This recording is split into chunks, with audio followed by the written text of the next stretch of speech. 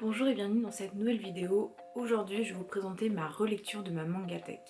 Alors pour ceux qui ne suivent pas ma chaîne, en fait en ce moment je suis en train de relire l'entièreté de ma mangatech.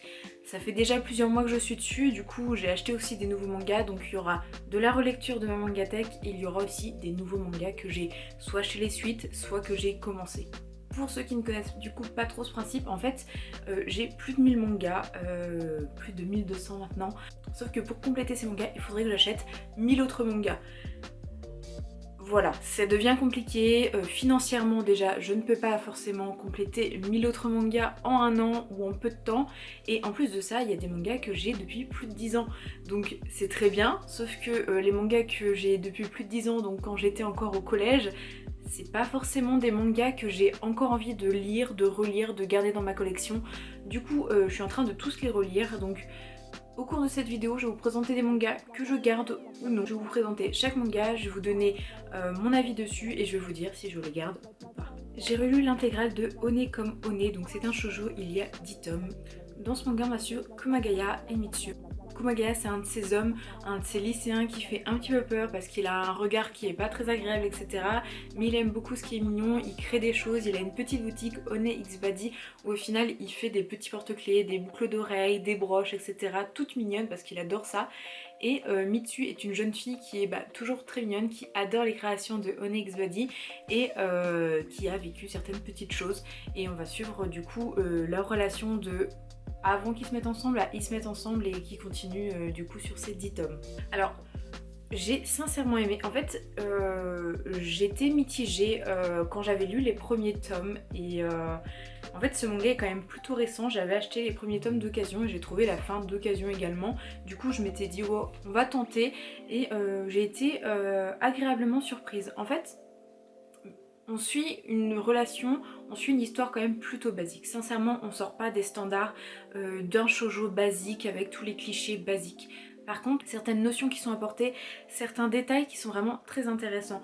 Alors Mitsu, c'est pas mon personnage préféré dans cette série, mais c'est une jeune fille qui est vraiment très douce, très compréhensible, qui en même temps est un peu naïve, qui a vécu des petites choses, on va le savoir petit à petit au fur et à mesure de l'histoire, qui sont très agréables, très mignonnes et vraiment c'est une petite jeune fille vraiment très sympa. Et Komagaya, c'est vraiment mon coup de cœur de ce manga, c'est un personnage masculin. Alors si vous aimez les green flags, voilà, courez, allez le lire. En fait, on a un jeune garçon qui a un visage quand même plutôt qui fait plutôt peur, plutôt viril, etc. Mais il accepte cette part de féminité avec ses créations toutes mignonnes, le fait qu'il aime les choses qui sont mignonnes. On a quelqu'un qui est vraiment très à l'écoute de sa partenaire, de Mitsu, qui va vraiment essayer de faire au mieux pour elle, qui va être vraiment sympa, qui va accepter Mitsu, qui va accepter son entourage, qui va avoir vraiment beaucoup de... Ouais, en fait c'est un personnage qui m'a beaucoup touchée parce qu'il a vraiment un grand cœur et une très grande compréhension.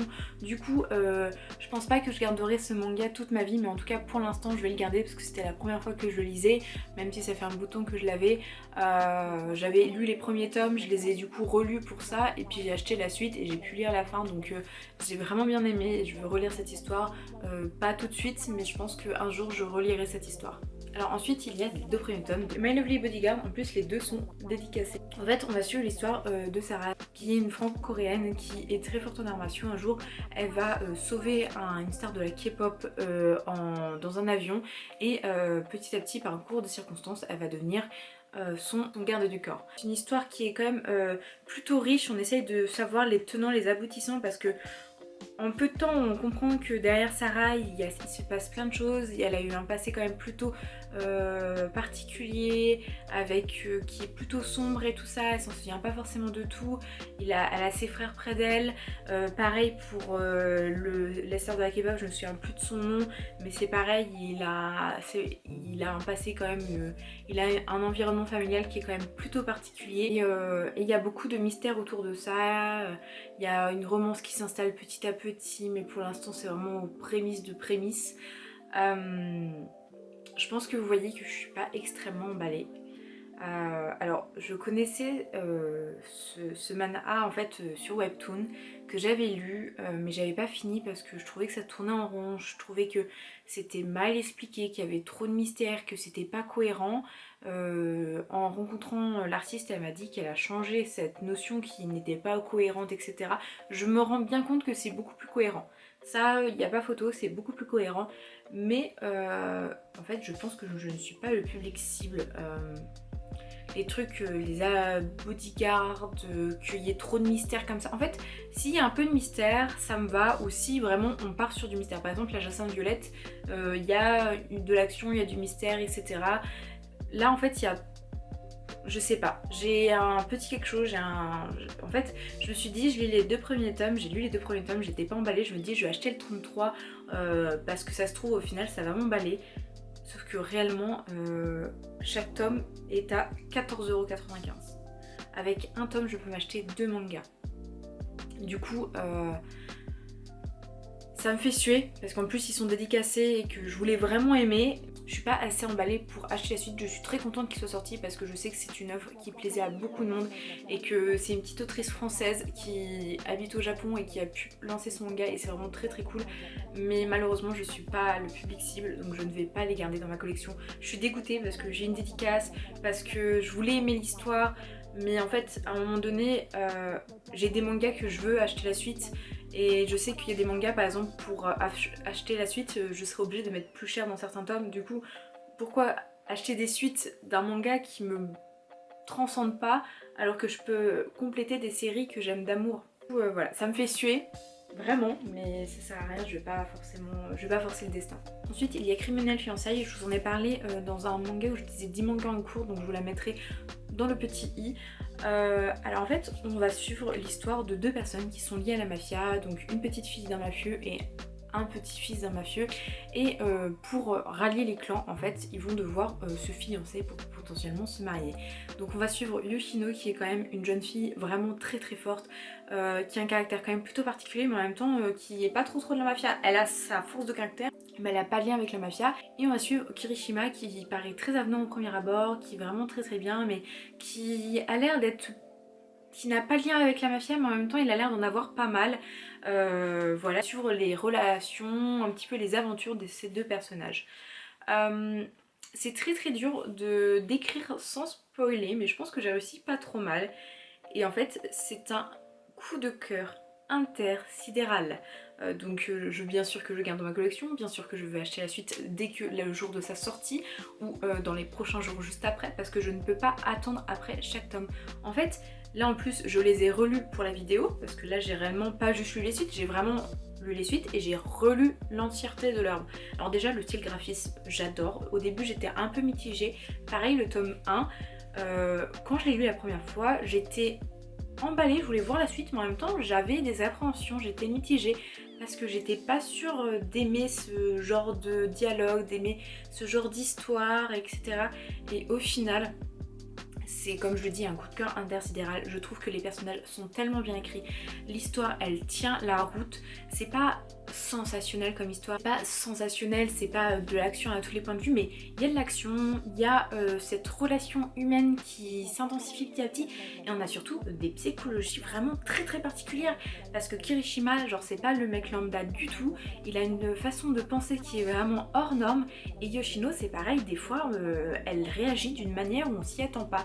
Et c'est ce que j'aime, j'adore ce manga, un de mes gros coups de cœur donc bien sûr que je lis et bien sûr que je vais lire la suite parce que ça c'est un de ces mangas qui mérite le détour cette année, enfin vraiment à mon sens ça a été incroyable. J'ai relu également Perfect World. Alors Perfect World, je vous avais fait une vidéo dessus donc je vais revenir quand même rapidement dessus mais si vous voulez un avis plus détaillé j'ai fait cette vidéo bon, il y a plusieurs temps, plusieurs mois donc elle est peut-être pas aussi travaillée que les vidéos habituelles mais ça reprend quand même pas mal mon avis. Suivre l'histoire de 2 personnes, une personne qui est valide, qui est un petit peu dans le design intérieur etc et une autre personne qui est malheureusement handicapée, qui est paraplégique et qui travaille en tant qu'architecte. En fait ce sont 2 personnes qui quand ils étaient au collège étaient ensemble et s'entendaient très bien et la jeune fille est amoureuse du garçon au collège sauf que les années sont passées, maintenant ils sont adultes, ils travaillent, ils se retrouvent mais malheureusement un handicap entre eux. Situation sociale, salariale très différente, un environnement très différent, des choix très différents. Et en fait, on va suivre cette relation qui part en fait d'un sentiment et qui évolue sur une relation. Mais en même temps, c'est pas une relation lisse parce que c'est une relation qu'on va suivre avec des personnages qui sont plus ou moins matures, plus ou moins conscients de leur environnement, des limites de leur relation, des limites juste de physique qu'ils peuvent avoir. Et ouais, quand j'ai lu Perfect World, ça m'avait vraiment ému. Le fait de le relire m'a également re-ému. Il y a des passages que j'aime pas du tout parce que je trouve ils ont mis un rival dessus. L'histoire était déjà très compliquée, il n'y avait pas besoin de mettre un rival. Mais en même temps, je comprends l'auteur qui a mis un rival. Vraiment, c'est une histoire qui est passionnante, qui est très intéressante.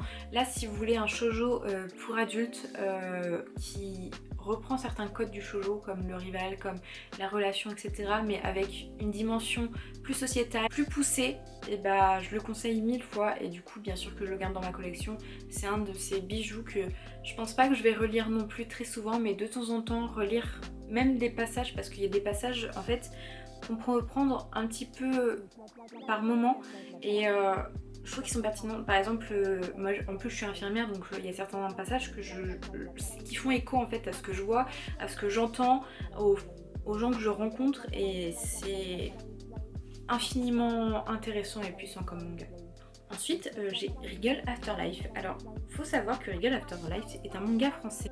Et on sort tout à fait de ma zone de confort. En fait, on va suivre Regal, etc., qui est un zombie très très fort. En fait, les zombies arrivent sur Terre, les gens sont des zombies, mais pour garder leur conscience, ils sont obligés de boire du liquide cérébral. Mais petit à petit, les années passent, sauf qu'il y a de moins en moins de ce liquide. Et en fait, bah, on va continuer à suivre Regal, à suivre un petit peu les aventures. Pourquoi les zombies sont arrivés, qu'est-ce qu'on peut faire pour que ça s'améliore. Il y a des combats, il y a de l'action. Et en plus de ça, il y a une humaine qui arrive dans ce monde qui est apocalyptique alors qu'il pense plus censé y avoir d'humains et du coup Riel va s'occuper de l'humaine et essayer de comprendre un peu qu'est-ce qui se passe. Alors, bon, déjà je vous ai dit, on sort totalement de ma zone de confort parce que c'est pas forcément le genre de manga que j'ai tendance à aimer. Parce que le dessin est un peu parfois brouillon dans les combats, donc je sais plus où j'en suis. J'en ai parlé du coup sur TikTok parce qu'en fait ça c'est un manga que j'ai reçu d'une maison d'édition qui est française et qui est vraiment très très très cool, c'est Cool Books. Et en soi le manga est très bon, l'histoire est très bonne. Le début était un peu brouillon, là sur la fin c'est quand même beaucoup plus lisible, beaucoup plus intéressant et vraiment l'histoire est vraiment bien. Donc voilà, c'est un manga que j'ai quand même bien aimé lire, qui m'a sorti de ma zone de confort. Voilà, si je reçois la suite, je la lirai, sinon après je ne suis pas non plus sûre d'acheter la suite.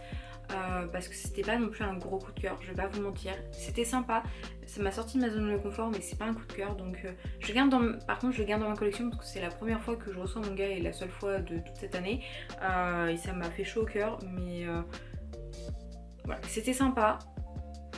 Mais si je n'en avais pas parlé autant, c'est parce que j'ai fait une vidéo quand même sur TikTok parce que j'ai trouvé que, parce que je parle de toutes mes lectures, etc. Mais j'avais dit déjà tous ces points forts et ses points faibles, et malheureusement les points faibles font que c'est pas forcément le genre d'histoire que je veux lire. Ensuite j'ai lu Éclat d'âme, à Akata Édition. En fait je l'ai lu parce que j'en avais entendu beaucoup de bien. Alors en fait on va suivre l'histoire d'un jeune garçon qui un jour on lui dit à l'école qu'il est homosexuel, sauf qu'il le prend très très mal parce que il l'est en fait et ça l'a blessé parce qu'on l'a dit de façon moqueur et il dit ok pas de soucis, les gens se moquent du coup je décide de le cacher et en fait il l'assume pas etc. Et il va se retrouver en fait dans un endroit où les gens peuvent être eux-mêmes et il va petit à petit échanger avec les autres. Donc en fait petit à petit il va apprendre un peu à se connaître, à s'ouvrir avec les autres, à avoir confiance en lui, confiance en tout ça. Alors ce premier tome, dans un sens je l'ai aimé et je l'ai pas aimé. Alors en fait j'ai bien aimé parce que je trouvais que les thèmes étaient intéressants, le dessin, le dialogue, la façon dont les mises en page sont faites sont incroyables. Enfin, genre les perspectives sont folles. Donc déjà rien que sur l'aspect visuel j'ai beaucoup aimé, le fond est super bien mais dans un sens c'est un peu brouillon pour moi. Je pense sincèrement que c'est une histoire où c'est pas juste avec un tome qu'on a accroché. Donc je compte acheter la suite, le tome 2, parce qu'en soi j'aime beaucoup l'histoire, je sens qu'il y a des prémices de choses qui s'installent dans ce tome, mais je suis laissée sur ma faim. En fait, j'ai beaucoup aimé, mais je suis beaucoup trop laissée sur ma faim. Du coup, en fait, il faut que je lise le tome 2 pour me faire un réel avis construit. Parce que là, c'est trop abstrait pour moi. Ensuite, ma soeur m'a offert le premier tome de Dan Dadan. Alors, Dan Dadan, on va suivre... En fait, je vais vous faire le résumé, mais je pense que vous l'avez vu partout parce que tout le monde en a parlé. En fait, on va suivre deux personnes. Une personne qui est fan de l'occulte et une personne qui est fan des extraterrestres. En fait, ces deux personnes ne croient pas à la passion de l'autre, on va dire. Et en fait, pour se prouver le contraire, ils vont aller sur des zones... Celle qui ne croit pas aux extraterrestres va se retrouver sur une zone d'extraterrestres et vice versa. Et en fait, ils vont vivre une aventure paranormale et une aventure un peu extraterrestre, etc. Qui ne finit pas bien. Et en fait, ils vont essayer de trouver une solution. Ils vont du coup se lier, ils vont commencer à vraiment s'entendre et ils vont développer des connaissances, des petites choses petit à petit. Alors, c'est un premier tome de shonen. Les premiers tomes de shonen, c'est qui tout double, soit on est très très fan, soit on n'aime pas du tout, ou alors comme là où c'est un bon tome, j'ai passé un bon moment en le lisant, mais ça n'a pas été un coup de cœur. Je pense que c'est le genre d'histoire qui est très drôle, qui peut être un coup de cœur en suivant les tomes. Parce que là j'ai qu'un tome et j'étais laissée sur ma faim, je voulais lire le deuxième. Donc c'est un bon point, je voulais lire le deuxième. Du coup je pense que je vais acheter le deuxième, que je vais acheter la suite tranquillement pour un petit peu continuer à me faire un petit avis dessus, savoir si j'aime ou pas. Pour l'instant j'ai bien aimé l'histoire, ça m'a fait rire, c'était drôle, voilà, ça me va très bien. C'est pas exceptionnel mais c'est pas nul, voilà, c'est un shonen basique pour l'instant. Je pense que au fur et à mesure des tomes ça peut être très intéressant parce qu'il y a des petites prémices de petites choses qui s'installent qui sont cool, mais c'est un premier tome de shonen et ça n'a pas été un gros coup de cœur, mais ça n'a pas été un flop. C'est basique. J'ai relu aussi un shoujo qui est Sign of Affection. Je sais même plus si je vous en ai déjà parlé, je pense que oui. C'est un de mes coups de cœur de cette année et toujours plus. En fait, on va suivre une jeune fille qui est malentendante, qui fait sa petite vie d'universitaire, etc. Et un jour dans le train, elle va rencontrer un garçon qui lui est pas juste normal avec elle, et en plus c'est quelqu'un qui est passionné un petit peu par la langue, etc. parce qu'il voyage beaucoup et du coup il est un petit peu intrigué par elle. Ils vont petit à petit se lier et ils vont continuer comme ça et on va suivre leur relation. Alors ce shoujo est un doudou. Sincèrement, quand je suis un petit peu dans un petit mood, je l'ouvre et juste ça me fait souffler. Je pourrais pas expliquer le sentiment que j'ai en lisant ce shoujo parce qu'en fait c'est une relation extrêmement douce, extrêmement mignonne, qui tient la route avec des personnages qui sont intéressants et pertinents. Même moi je vous ai déjà dit, les rivaux dans les relations amoureuses et tout, ça me saoule et tout parce que dans la vraie vie c'est rare qu'il y en ait, enfin je sais pas, pour moi c'est lunaire. Sauf que là, en fait, tous les personnages, toutes les relations, toutes les personnes qui gravitent autour du couple sont intéressants, ont une psychologie intéressante, ont une manière de penser, d'agir qui est pertinente, qui va pas au-delà du respect, etc. Vraiment, je trouve que c'est une relation, c'est une histoire qui est très respectueuse, très vraie, très poussée, très douce, très... Je pourrais mettre encore beaucoup de traits derrière. J'ai sincèrement aimé cette histoire. Bien sûr que je vais garder dans ma collection, bien sûr que je vais acheter la suite. C'est comme Criminal Fiançailles, c'est des œuvres qui m'ont beaucoup marqué, que j'ai beaucoup aimé et que je peux pas attendre très très longtemps pour acheter la suite et pour la lire parce que tout simplement j'aime l'histoire, j'aime ce couple, j'aime le voir avancer et c'est un bol d'air frais.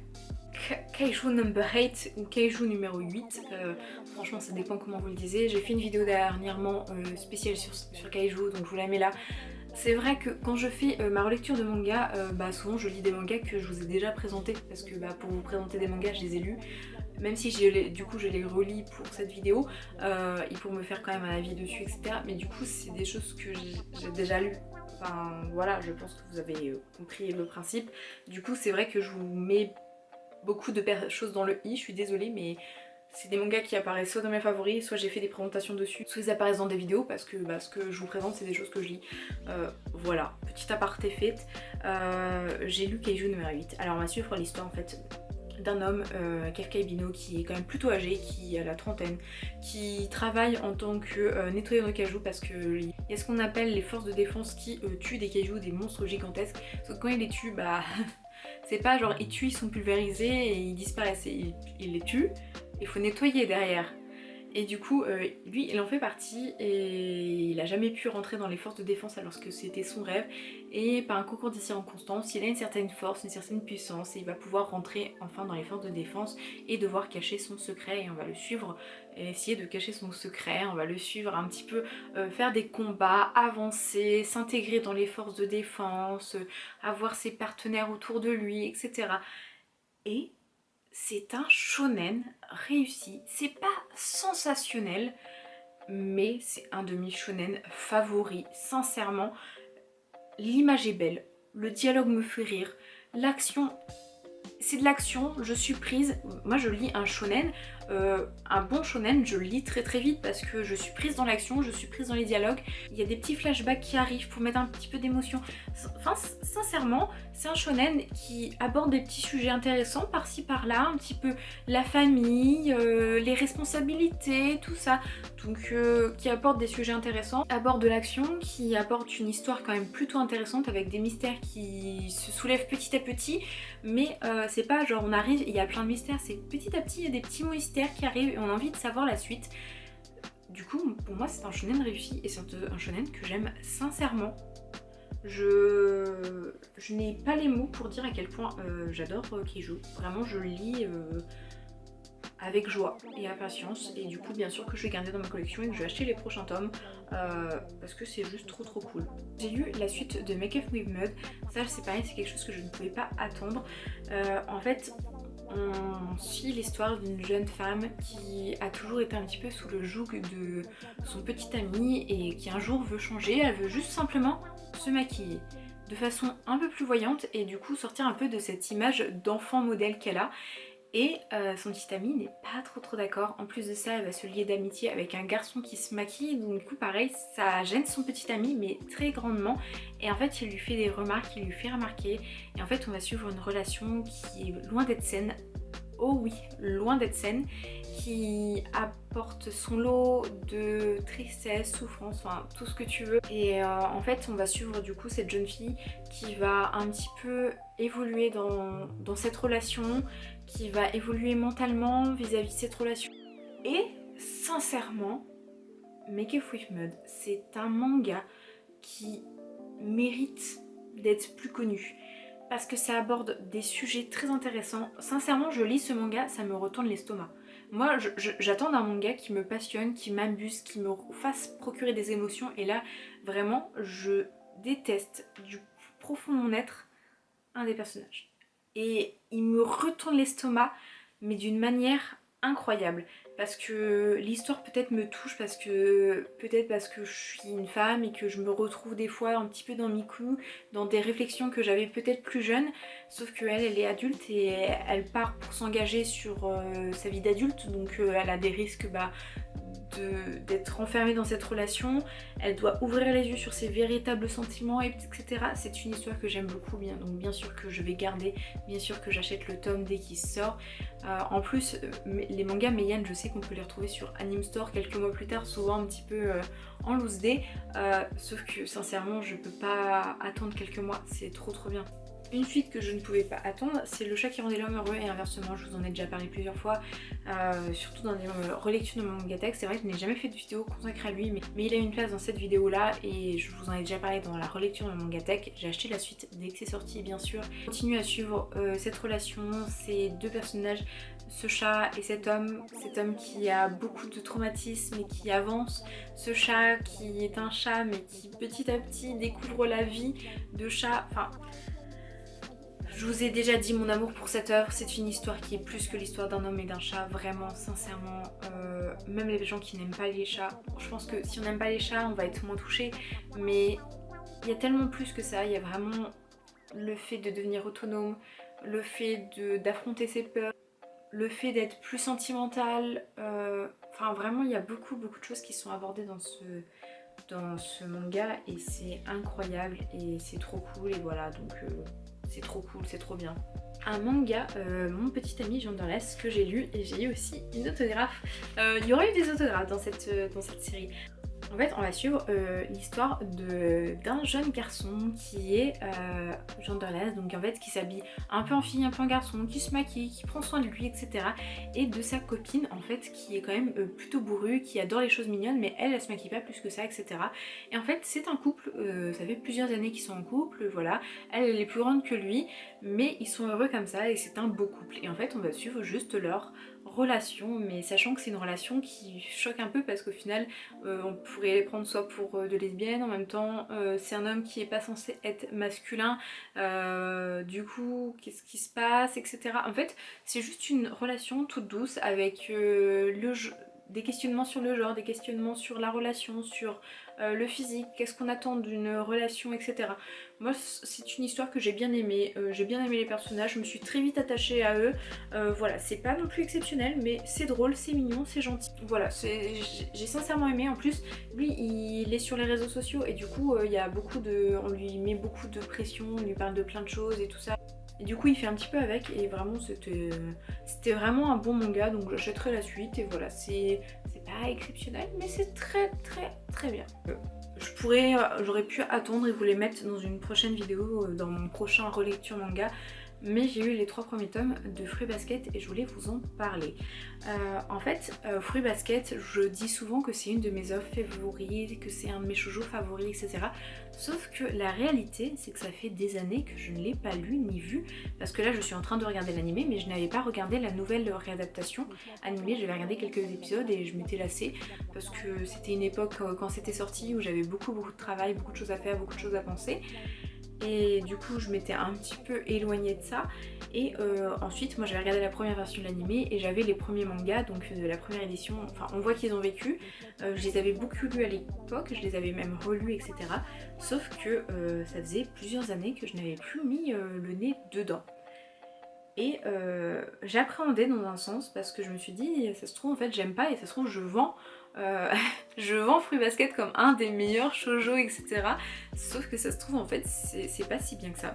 Et alors en fait on va suivre l'histoire et là genre je pourrais vous donner je vais vous donner mon avis après, mais du coup là je vais quand même vous faire le résumé. En fait Fruits Basket c'est l'histoire de Toru Honda qui est une jeune fille qui est vraiment très courageuse, qui a perdu sa maman et qui va essayer de vivre et de continuer un petit peu à vivre, etc. Sauf qu'elle va se retrouver dans une situation délicate et elle va devoir habiter avec la famille Soma. La famille Soma sont des personnes qui sont un peu entre guillemets maudites par les esprits du zodiaque, etc. Du coup, on a Yuki, par exemple, qui va être l'esprit du rat, et si il est embrassé par le sexe opposé, il se transforme en rat. Donc c'est un handicap dans leur vie, et le fait de faire partie de la famille Soma est une chose dans leur vie qui leur pèse quand même plutôt pas mal. Voilà, et du coup on va suivre leur aventure, en fait, l'aventure de la famille Soma et l'aventure de Toru dans cette famille.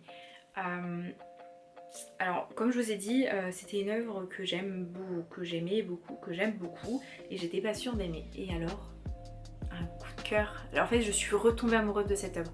En fait, déjà, je dis à Tobu-chan que Toru Honda est mon personnage favori de tout. En fait, j'ai 2 personnages favoris, tout animé et tout manga confondu, c'est Naruto Uzumaki et Toru Honda. Et en fait, c'est pour plusieurs raisons. Et par exemple, Toru Honda, c'est un de mes personnages favoris parce que je le trouve belle, gentille, douce, bienveillante. En fait, je trouve qu'elle a des qualités qui, en fait, où en fait on peut prendre exemple. Moi je sais que dans ma vie j'ai essayé de prendre exemple sur Naruto et sur Toru Honda parce que je trouvais que c'était des exemples à suivre. Et je trouve toujours que c'est un exemple à suivre. Je trouve que l'histoire sur ces 3 tomes est pertinente, intéressante, construite, le scénario est abouti et on a des personnages qui sont riches, qui sont nuancés, qui sont intéressants. Il y a des running gags de ces vieux shoujo qui me font plaisir. Et je me suis retrouvée à lire certains dialogues que j'avais pas forcément vu la première fois, mais qui m'ont réellement marqué. Je crois que j'en avais posté un sur Instagram, où en fait des fois Toru ou Yuki ou autres vont avoir des dialogues, vont avoir des pensées, et ils vont le dire à voix haute ou pas. Et en fait c'est limite des citations, des philosophies de vie. Je trouve qu'il y a de la bienveillance, en même temps il y a des... Pour l'instant je suis qu'au début de cette relecture, mais il y a des actes qui on sait ont été faits, ne sont pas très très bien, c'est redit. J'ai pas forcément les mots pour expliquer à quel point j'ai aimé cette relecture et comment elle m'a retouchée presque 10 ans après. C'est ça aussi ce truc de la relecture et c'est pour ça que je pouvais pas attendre pour vous en parler parce que en fait il y a des œuvres qu'on aime d'amour, qu'on a lues fut un temps et que le temps passe et est-ce qu'on les aime toujours, oui ou non. Et là c'est une de ces œuvres que j'avais peur de relire et au final je me demande même pourquoi j'ai eu si peur parce que c'est incroyable. Sincèrement, c'est incroyable. En plus, du coup, vu que je connais déjà l'histoire, je m'attarde peut-être un peu plus sur le sens des paroles. Et je sais pas si l'auteur a fait exprès, etc. Je pense qu'elle a fait exprès de vouloir transmettre des valeurs qu'elle avait d'importantes pour elle. Et c'est très très réussi, sincèrement. Je vous jure, là j'ai les larmes aux yeux. C'est trop beau. Bon, du coup, on va rester quand même dans les shoujo. C'est Ton visage au clair de lune, le tome 2. Donc en fait, on va suivre deux personnes. Une jeune fille qui ressemble un petit peu à un prince, qui est vraiment... qui est très belle mais qui est grande, élancée, qui a un visage plutôt masculin, plutôt androgyne, et un jeune garçon qui est l'autre prince du lycée. En fait, ces deux princes vont débuter une relation ensemble, vont avoir des rendez-vous, etc. C'est une relation qui va plutôt vite. Moi, ça me gêne pas. Je sais qu'il y a des gens qui n'ont pas aimé ce principe-là parce qu'ils vont beaucoup trop vite pour eux, etc.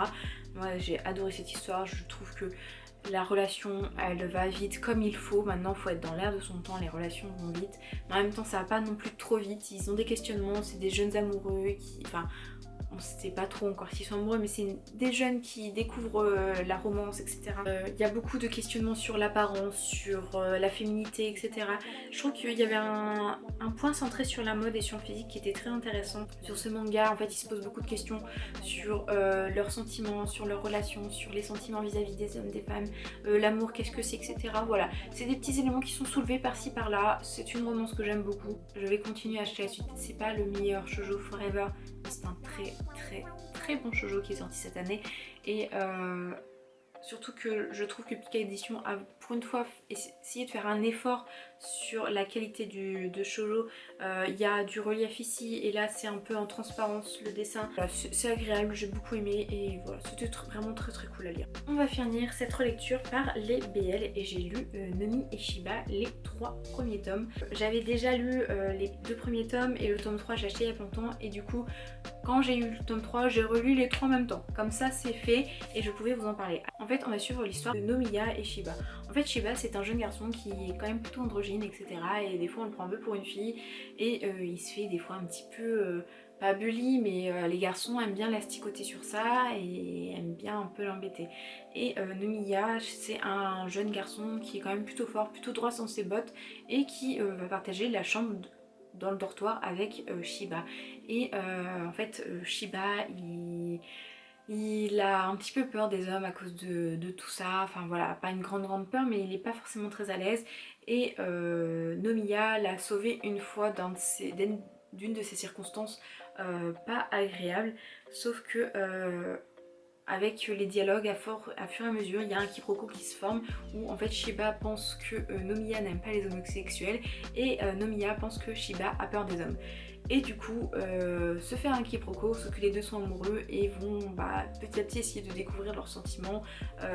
Voilà. Alors là, j'ai du mal à décrire ce manga, mais pourtant en fait c'est une relation qui va vraiment de A à Z. En fait, on a deux personnes qui vont se rencontrer. On va voir la romance, le début des sentiments qui se forment, la réalisation des sentiments, ensuite l'acceptation de ces sentiments et pouvoir ensuite se mettre ensemble, etc. Et en fait, sur ces 3 tomes, on a vraiment une relation qui n'est pas envoyée bouler en un shot. C'est vraiment une relation qui se construit au fur et à mesure. Les 2 premiers tomes sont soft, on commence à voir des choses dans le 3e tome. C'est vraiment une histoire tellement passionnante et je trouve que l'entourage est super bienveillant.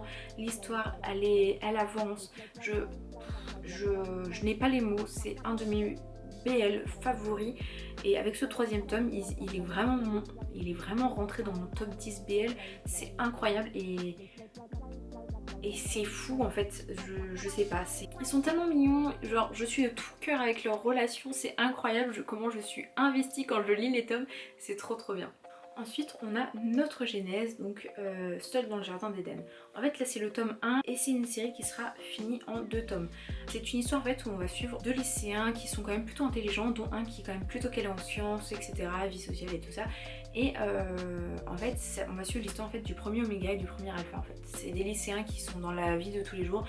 Un est plutôt calé en sciences et en fait l'autre va être un Oméga, il va commencer à se sentir bon, il va y avoir une chaleur, ils vont la passer ensemble et ils vont passer tout ce temps ensemble et petit à petit ils vont comprendre un peu qu'est-ce qui se passe pour eux en fait, parce que là il se passe quelque chose d'anormal entre guillemets, ils savent pas trop et ils vont essayer de comprendre un petit peu ce qui se passe. C'était une très bonne lecture que j'ai bien appréciée, mais c'était pas la meilleure lecture BL du monde. Je vais pas vous mentir, c'est un manga que j'ai sincèrement aimé. Je vais pas non plus, que je trouve le dessin est bien, l'histoire est sympa.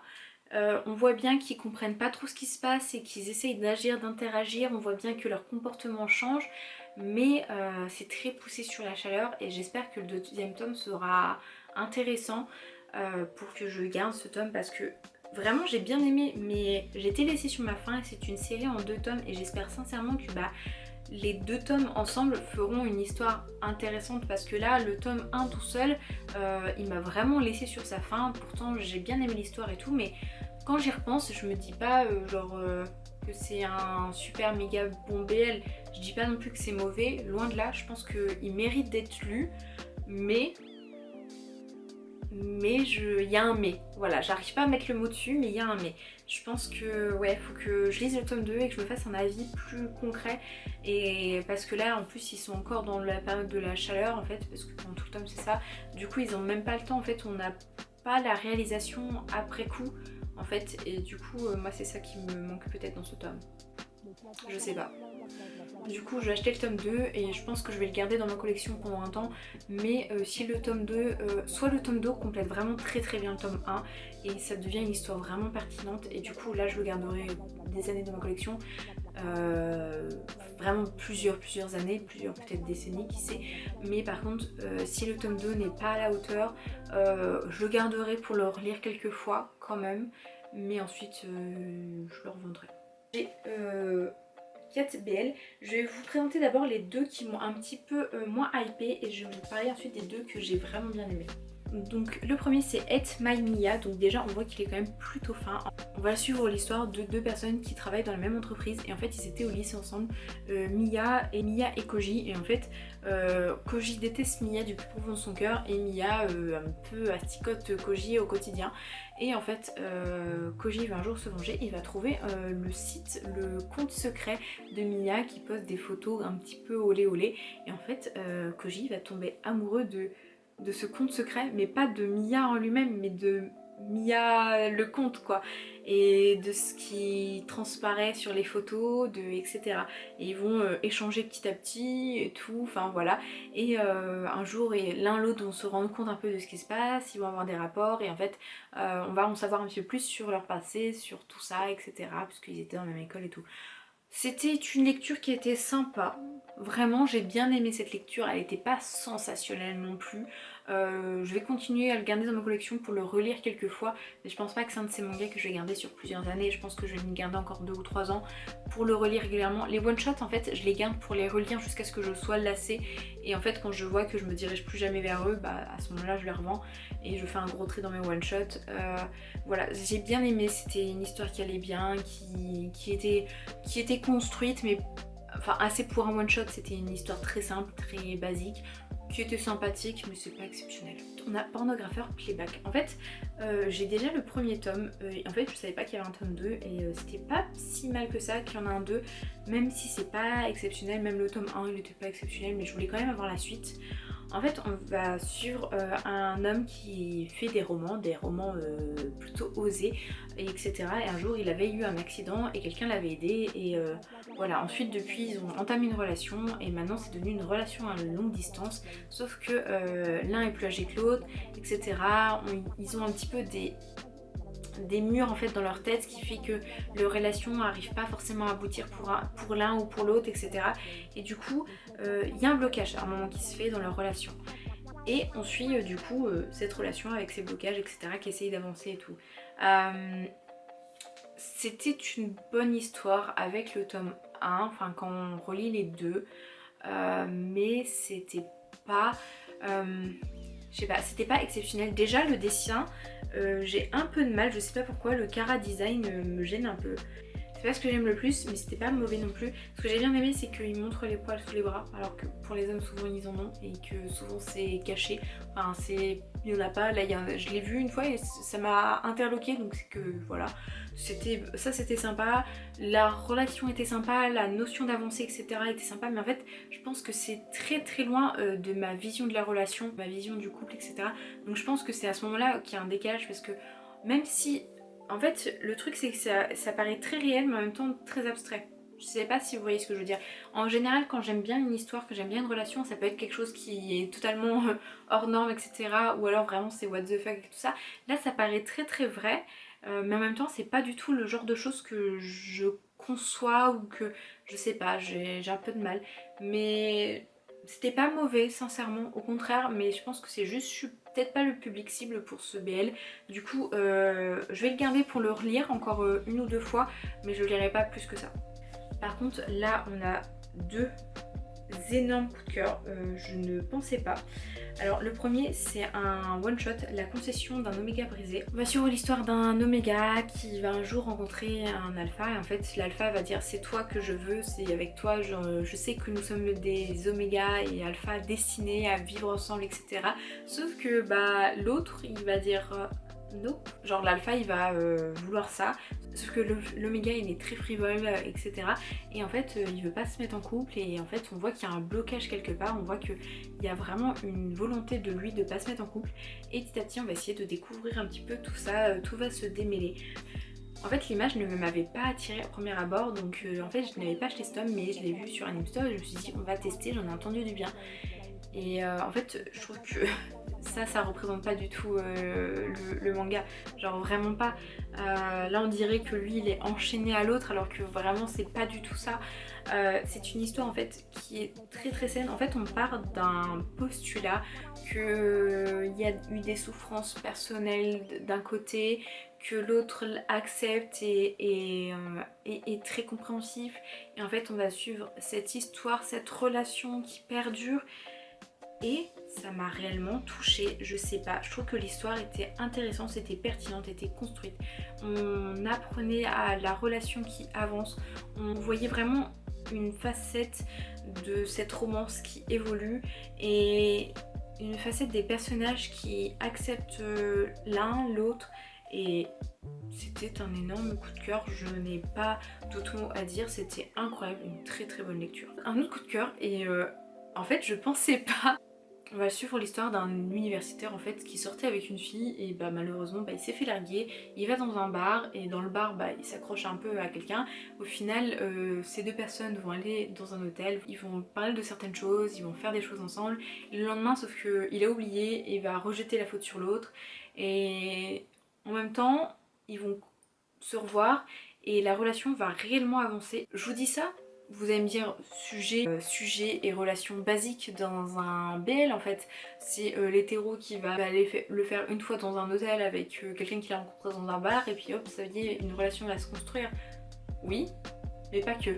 En fait cette relation, donc déjà ce manga je l'ai lu vraiment très vite et j'étais vraiment prise aux tripes parce que genre je me suis attachée aux personnages très vite parce qu'ils sont très attachants. En fait on va suivre un universitaire, celui qui s'est fait larguer, qui a vraiment cette notion de responsabilité, qui a du courage, qui est droit dans ses bottes, qui n'a pas peur de dire à ses amis bah en fait là stop parce que vous allez trop loin, etc. Enfin vraiment on a quelqu'un de vraiment bien en fait, quelqu'un de vraiment gentil et en fait on a un autre garçon qui a l'air d'avoir eu un passé quand même plutôt tumultueux et plutôt triste et en fait il va devoir un peu jongler avec tout ça et ils vont se mettre petit à petit par se mettre en fait ensemble, etc. et développer des sentiments, créer un couple et tout ça. Et c'était trop bien, vraiment j'ai pas d'autres mots, c'était trop bien, j'ai trop kiffé, j'ai trop aimé l'histoire, j'ai trop aimé la relation, j'ai trop aimé la psychologie des personnages parce que oui ces personnages ont une psychologie quand même plutôt particulière et on le sent vraiment que c'est un manga qui va aller plus loin qu'un BL, je sais pas, c'est vraiment trop bien. Enfin voilà, donc j'ai fini avec mes BL, j'ai fini avec toutes mes relectures de manga. Je pense que cette vidéo va être plutôt longue comme chaque vidéo de relecture en Mangatech. Si vous êtes arrivé jusque là, lâchez un commentaire, abonnez-vous, voilà, likez la vidéo, ça me fait énormément de soutien, n'hésitez pas à la repartager. C'est vrai que habituellement je ne demande pas plus que ça, mais ça me fait toujours plus de visibilité et ensuite après bah, c'est toujours que du mieux, que du plus, voilà. Mais vraiment j'ai adoré faire ces relectures, vous voyez qu'il y a eu beaucoup de coups de cœur, en fait je ne laisse pas grand chose de côté. Bon, faut dire c'est mes mangas donc en général dans mes mangas j'ai quand même beaucoup de choses que j'aime et c'était très intéressant à relire tout ça. En même temps j'ai eu quelques petites déceptions, des choses qui m'ont vraiment hypé, des trucs que je vais garder mais pas très longtemps dans ma collection comme les BL, des choses que je vais garder mais à vie quoi, les fruits basket à vie je vais les garder c'est sûr. Et voilà, et puis des choses que je mets de côté parce que malheureusement on peut pas tout garder. Merci d'avoir regardé cette vidéo, je vais continuer bien sûr à relire mes mangas pour vous faire encore une autre partie de cette relecture de Mangatech parce que vous voyez qu'il en reste vraiment beaucoup. J'ai l'impression d'avoir bien avancé mais en fait quand je regarde derrière moi j'ai pas si avancé que ça. On voit quand même qu'il y a des trous, que ça tombe un petit peu de tous les côtés, mais en même temps c'est trop bien. Voilà, je vous souhaite une très bonne journée, prenez soin de vous, merci d'avoir regardé cette vidéo.